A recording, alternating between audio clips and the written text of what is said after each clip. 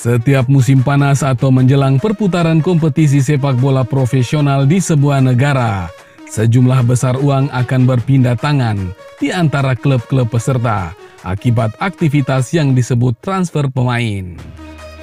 Lantas, bagaimana cara transfer itu bekerja? Mari kita bahas. Sepak bola adalah pasar global dan para pemain top terus berpindah.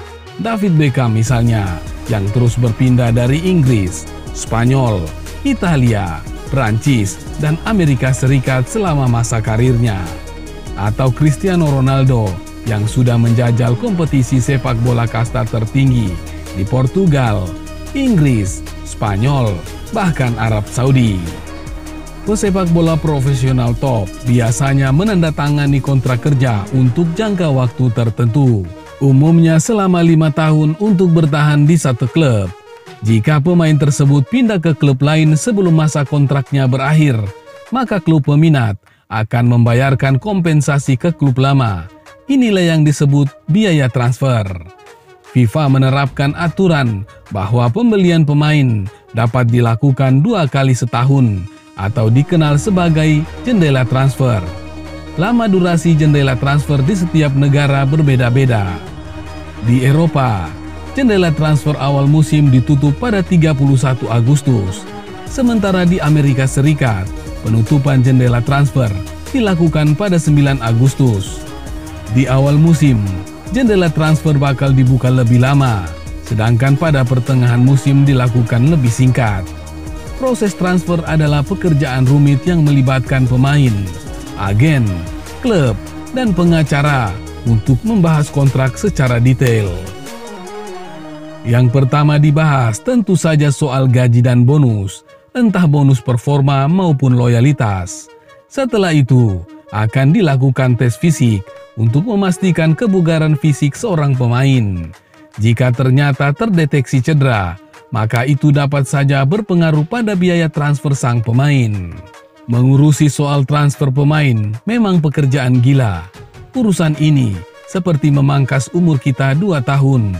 Menurut saya, tidak ada bisnis yang lebih rumit dibandingkan transfer pemain. Pekerjaan ini bahkan berjalan setahun penuh tanpa jeda. Dimulai saat pemantauan terhadap pemain untuk memenuhi kebutuhan klub, kata mantan seorang manajer klub Liga Inggris yang tidak disebutkan namanya. Contoh kasus adalah transfer Neymar Junior dari Barcelona ke Paris Saint-Germain pada Agustus 2017 lalu. Nilai transfer penyerang asal Brazil ini gila-gilaan, 222 juta dolar Amerika Serikat atau sekitar 3,3 triliun rupiah. Duit sebanyak 3,3 triliun rupiah itu tidak ditransferkan PSG ke Neymar, namun ke Barcelona. Kedua klub lantas akan membicarakan kontrak lama sang pemain, perihal macam-macam hak dan kewajibannya. Setelah dihitung-hitung, uang itu dipotong sebesar 45 juta dolar Amerika Serikat untuk fee agen dan berbagai urusan administrasi. Neymar mendapatkan 54 juta dolar Amerika Serikat per tahun, belum dipotong pajak. Jadi, Barcelona mendapatkan dana segar setidaknya sebesar 177 dolar Amerika Serikat atau sekitar 2,7 triliun rupiah. PSG berharap mendapatkan keuntungan dari hak citra Neymar sebagai pesohor sepak bola dunia. Problem baru akan muncul soal hak citra pemain jika mendapatkan kontrak iklan. Klub maunya menguasai sepenuhnya hak citra pemain, namun pemain pasti bakal menolak. Umumnya, hasil kontrak iklan akan dibagi 50-50 antara pemain dan klub. Keberadaan seorang pemain bintang menjadi sumber uang utama sebuah klub. Menurut analisis konsultan keuangan dan akuntansi asal Inggris, Deloitte, penjualan cendera mata yang berhubungan dengan seorang pemain bintang mampu menghasilkan 43% pemasukan klub. Sebanyak 39% pemasukan datang dari penjualan hak siar televisi, sementara dari tiket hanya 18%. Jadi jelas dalam urusan transfer, sebuah klub harus benar-benar jeli mengamati dan mencium potensi pemain incarannya. Sementara sang pemain juga harus sangat tahu potensinya berkontribusi untuk klub yang membelinya baik soal prestasi maupun ekonomi. Pesepak bola profesional harus berterima kasih kepada Jean-Marc Bosman, mantan pemain klub Standard Liège, RFC Liège, dan berbagai klub di Liga Belgia. Pada tahun 1995, Bosman menggugat aturan UEFA yang membatasi pergerakan pemain untuk pindah klub meskipun kontrak sudah berakhir. Klub peminat tetap harus membayar ke klub lama untuk mendapatkan pemain incarannya meskipun kontraknya sudah habis. Pemain tersebut seolah tersandra karena harus menunggu klub lama menyetujui nilai transfer dari klub baru. Bosman juga menggugat pembatasan pemain asing dari luar Uni Eropa untuk bermain di negara anggota Uni Eropa. Gugatan Bosman dimenangkan Pengadilan Eropa pada 15 Desember tahun 1995 dan mulailah transfer gila-gilaan serta perpindahan pemain yang lebih leluasa di antara klub-klub profesional Eropa. Jumlah pemain asing di Eropa meningkat pesat. Di Liga Inggris contohnya, jumlah pemain asing dari luar Inggris mencapai 70%.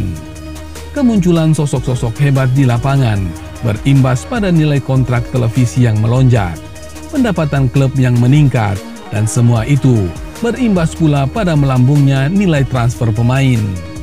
Menurut data FIFA pada tahun 2016, ada 14.591 kesepakatan transfer di seluruh dunia dengan rataan nilai $328.000 Amerika Serikat atau hampir 5 miliar. Banyak pendapat yang lantas mengatakan bahwa transfer-transfer bintang dengan nilai luar biasa menghilangkan nilai kompetitif dalam sebuah liga. Hanya klub-klub kaya raya seperti Manchester United, Barcelona, Bayern Munchen, atau Real Madrid yang mendapatkan keuntungan. Federasi Internasional Pesepak Bola Profesional atau FIPRO pernah menyatakan protes terhadap giga transfer pemain ini. Klub-klub besar disebut menghilangkan keseimbangan kompetisi. Mereka mampu membeli pemain elit untuk kemudian mendominasi kompetisi liga di negaranya dalam waktu lama. Sementara klub-klub kecil terseok-seok karena tidak punya bintang. Data FIFA membuktikan bahwa transfer pemain dengan membayarkan sejumlah uang ternyata hanya 14% dari seluruh perpindahan pesepak bola di dunia. Sebanyak 86% perpindahan pemain dilakukan secara gratis, alias seorang pemain menghabiskan masa kontrak di klub lama untuk kemudian pindah klub tanpa biaya transfer. Anda berminat menjadi agen pemain? Silahkan mencoba.